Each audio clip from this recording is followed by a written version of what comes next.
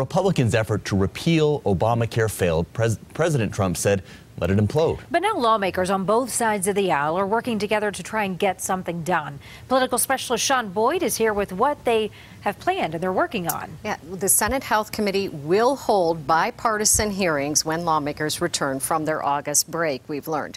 Their goal, to stabilize the individual health insurance market. In Colorado, more than a dozen counties have only one insurer left to choose from.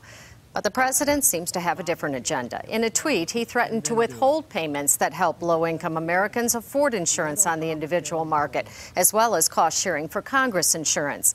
Lawmakers on both sides say the move would cause the market to collapse. I talked to Democratic Congresswoman Diana DeGette and Republican Congressman Ken Buck today. Both agreed the president's tweets hurt, not help. He's being petulant is what he's doing. He's mad because Congress didn't pass a law. So what he's doing, he's threatening to punish the American people for that. There are areas that need to be fixed.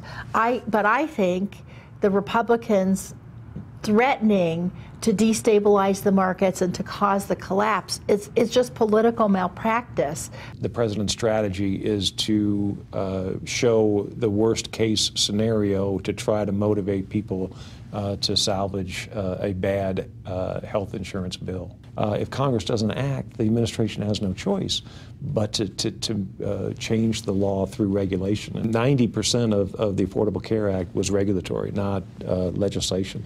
So there is executive action, and I believe the administration is engaged in that.